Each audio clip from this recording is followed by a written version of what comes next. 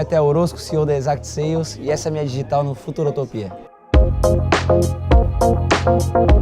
Quem é empreendedor tem na infância alguma coisa dos pais ou de alguém da família que era empreendedor ou alguma coisa assim. No meu caso, não. No meu caso, minha mãe é professora, meu pai é dentista.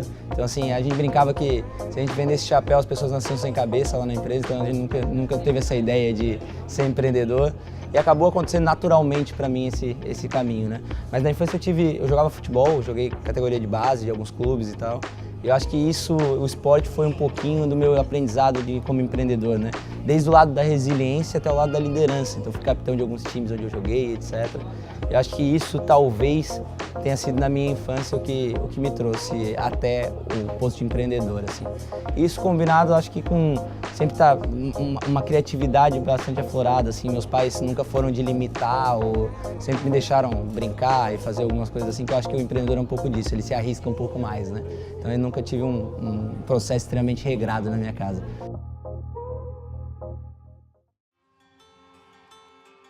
Interessante, acho que vendas ele tem um processo que ele foi se transformando muito ao longo da minha jornada, inclusive, né? Quando eu era infância, existia muito venda porta a porta, aquele vendedor antigo que fazia a amizade com a secretária e levava uma maçã e fazia e era um cara extremamente bonachão, né? Que falava com todo mundo e que era... Eu acho que foi se transformando muito isso ao longo do tempo. Então, na minha infância eu via muito isso, mas a minha formação sempre foi uma formação que eu sempre gostei muito de ser criativo e olhar para processos. E eu vi isso mudar ao longo da minha jornada, principalmente dentro do mercado de tecnologia, do mercado SaaS. E hoje, começando cada vez mais, através de empresas como a Exact, como a RD, a pulverizar e chegar a empresas de outros mercados, como serviço, máquinas e equipamentos, mercados extremamente tradicionais, extremamente parecidos quando eu estava na minha infância olhando vendas.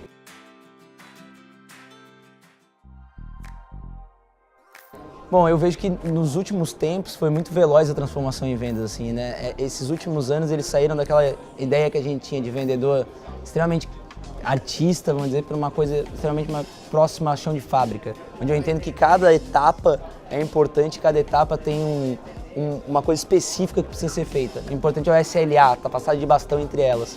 Acho que principalmente no universo B2B, entre empresas, essa evolução tem acelerado muito, né?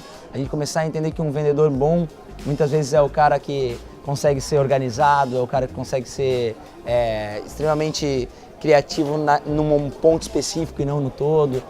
Nem sempre hoje o bom vendedor é o cara comunicativo, às vezes o bom vendedor nem precisa de ser tão comunicativo. Então, ele começou a ter ciência na venda, a gente começou a entender da onde que derivam os resultados, o que é diferente de um tipo de investimento e de outro, aonde que estão meus gargalos. Eu comecei a ver como um processo que tem gargalos e eu preciso posicionar tambores. Então livros como, por exemplo, A Meta, do Goldratt, que é um livro de chão de fábrica, começaram a ser extremamente importantes em vendas. Eu acho que essa transformação tornou vendas mais profissional. Nos Estados Unidos isso já faz mais tempo, no Brasil isso é mais recente, né? Então o Brasil, acho que ele está amadurecendo em vendas. Na verdade, a minha empresa é de vendas, né? Então, assim, eu sou um cara de processo, eu tinha uma empresa de desenho industrial, vendi essa empresa e comecei a prestar consultoria de processos. E um desses processos era de venda. Então, como venda se transforma em processos, a Exact surgiu disso, né? Então, assim, a Exact surgiu há 3 anos e meio atrás, hoje mais de 20 milhões em faturamento, é uma empresa com mais de 1.500 clientes no Brasil e sempre pensando em vendas. A gente lançou, por exemplo, agora no RD Summit, o Score de Similaridade, que é um robô que fica aprendendo o que fecha e o que não fecha contigo, e ao longo que tu vai fazendo essas vendas, ele vai te dizendo, olha, esse cara tem mais probabilidade, menos probabilidade. Então, começar a misturar tecnologias, a máquina de aprendizado, inteligência artificial, para apoiar o vendedor, é o que eu estou estudando no momento. Estou estudando muito de persuasão também. Como é que a gente pode unir essas duas coisas? Unir a tecnologia, a persuasão e o vendedor em si. Eu não acredito muito na eliminação do vendedor, eu acho que isso aí é balela. Eu acho que o que vai acontecer é as tecnologias tornarem ele cada vez mais responsável por uma etapa onde ele é fundamental, que é a etapa de ser criativo e empático. Cara, é interessante, né? Porque quando a gente começa a estudar, por exemplo, inteligência artificial, a gente fica com medo que a máquina comece a aprender e descubra que o ser humano é o problema e elimine o ser humano, né? Isso é uma piada, isso não vai acontecer. Assim como em vendas, eu acredito que o normal é a gente olhar e achar que o problema é o vendedor e querer eliminar o vendedor. e a gente imaginar que no futuro esse vendedor vai estar eliminado. Eu não acredito muito nisso. Eu acho que vão ter universos onde realmente não vai precisar do vendedor, mas no universo B2B, de vendas de alta complexidade, isso é quase que irreal, quase que utópico.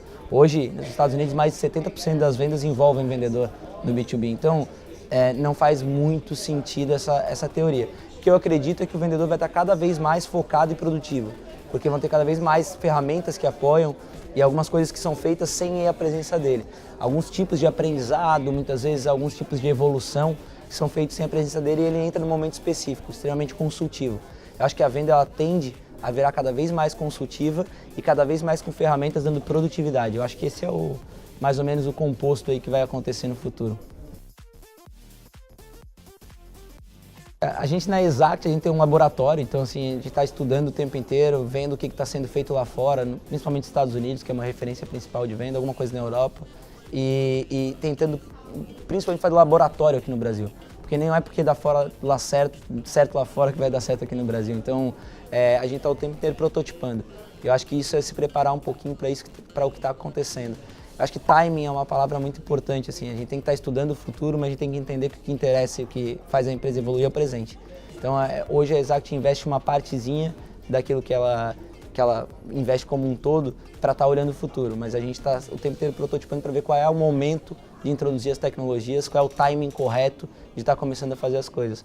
Como no início a gente queria trabalhar como hoje com inteligência artificial e máquina de aprendizado, e meu cliente não tinha nem dados.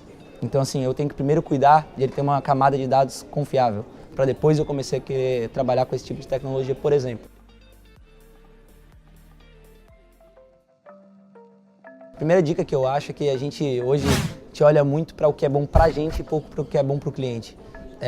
Então a gente ouvir mais o cliente, tentar entender mais o que é bom para ele antes de querer vender alguma coisa. O Iaco, que palestrou aqui hoje, ele fala inclusive uma coisa que eu gosto bastante, assim, ele fala, por que quando a gente chega no médico, o médico não diz, ó, o remédio bom para ti é esse? Porque ele vai querer primeiro saber como é que tu tá, né? Então ele vai te perguntar. E a gente em vendas tenta fazer justamente isso. A gente tenta dizer o que é bom pro cara sem saber o que ele tá sentindo.